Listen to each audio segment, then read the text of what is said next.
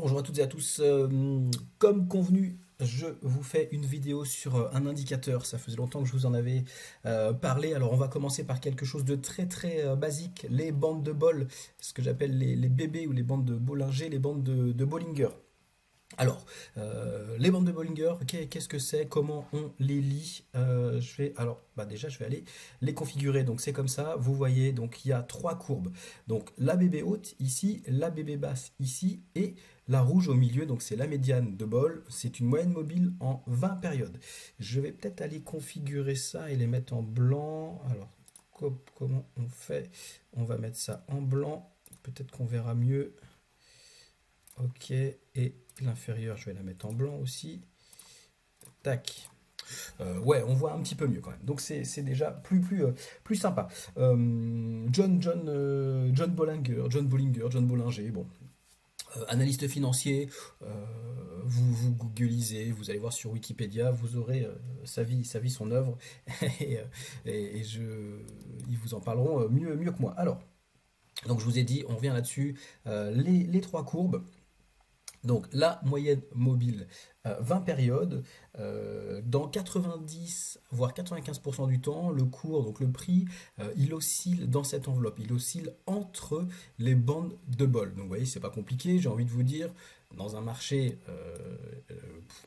idéal, on va vendre le haut et on va acheter le bas. Alors bien entendu, c'est un petit peu plus compliqué que ça. Si vous voulez, bon déjà, les bandes, on les voit, regardez, lorsqu'elles sont vers le bas, orientées vers le bas, tendance baissière, donc on va vendre. Lorsqu'elles sont orientées vers le haut, comme ça, pop, pop, pop, lorsqu'elles montent, tendance haussière, donc on va plutôt acheter. Jusque-là, c'est pas bien compliqué. Comment on place les bébés hautes et les bébés basses? Donc bébé haute, bébé basse.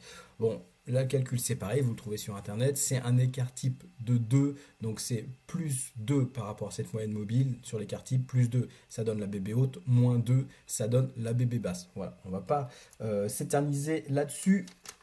Qu'est-ce que je peux vous dire de plus sur les bébés? Alors, les bébés, elles vont donc suivre le mouvement, hein. C'est un indicateur suiveur, hein, bien entendu. Vous savez, hein, comme toujours, hein, ce ne sont pas les indicateurs qui font le prix, c'est le prix qui fait l'indicateur. Donc, ce qui est intéressant de voir, en fait, c'est pardon, les mouvements importants, les mouvements d'ampleur. Là, vous voyez, par exemple, il y a une grosse poussée acheteuse, donc grosse tendance haussière. Donc l'écart est important entre les bébés. Vous voyez, donc là, entre le haut, donc la haute et la basse, il y a beaucoup d'écart, beaucoup d'espace. Il faut faire attention lorsqu'on a ce genre effectivement de configuration, le marché, le cours, il a tendance après à souffler, donc à latéraliser. Vous voyez ici par exemple, grosse baisse, il y a beaucoup d'écart en fait entre les bébés et ensuite ça latéralise. Vous voyez, ça latéralise ici, ici et là.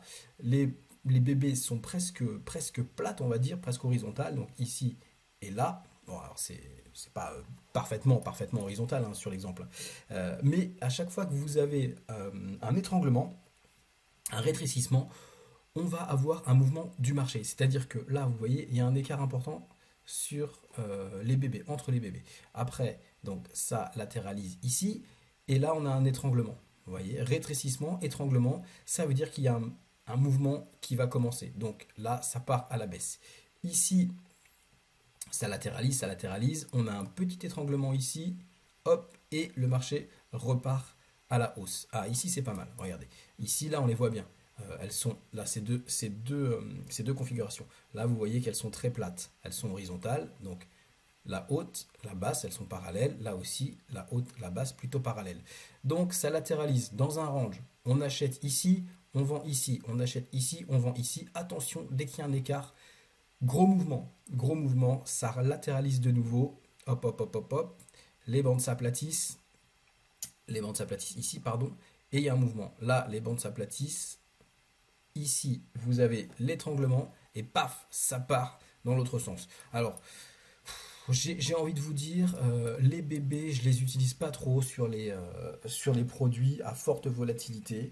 Euh, ça peut être pas mal sur des produits rangés comme un Forex ou alors un DAX, l'indice boursier allemand.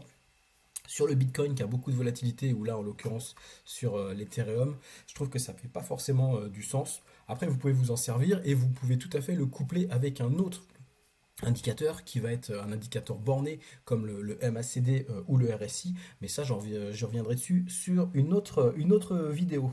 Voilà, donc grosso modo, plus le mouvement est important, plus l'écart va être important. Dès que ça se resserre, il va y avoir un étranglement et ça préfigure d'un mouvement futur en fait. Donc là, étranglement, ça part.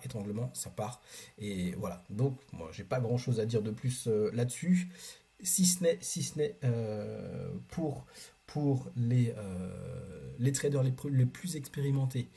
Je vous passe le ping-pong, donc achat en bas, vente en haut, un ping-pong dans le range. Là, j'en ai déjà parlé. Trader expérimenté en phase scalping. Allez, on passe en 5 minutes ou en 1 minute. Comment on travaille en 1 minute les bandes de bol? Eh bien, c'est simple. Moi, ce que je fais, c'est que je vais aller acheter ou vendre les excès. Regardez, en 1 minute, on sort des bandes de Bollinger. Vous voyez, on sort ici, on achète ça, et c'est parti, on va viser le retour sur la médiane, donc la moyenne mobile 20 périodes, et on va sortir rapidement. Vous voyez, donc vous achetez ça, vous achetez les excès en bas, en dessous, hein, les bandes quand ça sort, et vous allez viser ici. Si le mouvement continue, vous savez, hein, ça c'est, je vous l'explique pendant la formation, croisement du cours sur la moyenne mobile. Donc si ça passe au-dessus, on achète. Voilà, la moyenne mobile de la bande de bol peut servir de support ou de résistance. Donc faites attention. Si vous achetez là, par exemple, vous pouvez prendre un TP ici. Allez, si ça pousse fort, vous prenez votre TP là. D'accord? Mais il faut sortir vraiment, vraiment très très rapidement. Un autre excès, mais dans l'autre sens, en 5 minutes peut-être. En 5 minutes, un excès. Voilà, regardez ça. Là, il y a plusieurs excès. Regardez. Excès ici, excès au-dessus de la bande de bol. Donc là, on va vendre ça. Vous voyez, vous vendez ça. Bon, je zoome, peut-être que vous verrez mieux. On vend l'excès ici. Ça sort, on vend en scalping. Et on va chercher le croisement du cours sur la moyenne mobile. Je dirais, plus expérimenté, vous pouvez aller tenter d'aller chercher le bas de la moyenne, la BB basse. Vous vendez ça, vous allez chercher la BB basse. Sinon, vous vous arrêtez là. Hein. Vous vous souvenez, hein, les cours sur les moyennes mobiles. Pareil dans l'autre sens. Ici, énorme excès en dessous. On achète ici et on va aller chercher donc le retour. Allez, au pire, le retour ici. Au mieux ici. Sinon, la moyenne mobile. Vous voyez, donc les bébés, c'est comme un élastique qu'on va tendre, et à un moment, on va le lâcher. On va le faire revenir au milieu avant qu'il casse. Donc c'est pareil, regardez. À chaque fois qu'il y a des excès, le cours, il va avoir tendance à revenir à l'intérieur de ces bandes, à l'intérieur des bébés, si vous voulez.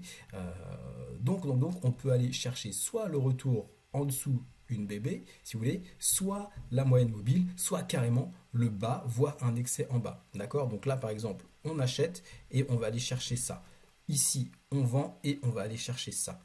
Ici, on achète et on va aller chercher ça, ça ou bien ça. D'accord? Bon, j'espère que ça aura été assez clair. J'ai fait ça assez rapidement parce que je vous ai dit, je suis pas un grand fan des bébés, moi, sur les matières sur les matières premières, sur les cryptos. Par contre, c'est vrai qu'en scalping, en 5 minutes ou en 1 minute, ça peut faire du sens. Bien sûr, hein, faut pas être gourmand, faut prendre très rapidement des points et se barrer. Voilà, allez, je referai une autre vidéo très prochainement.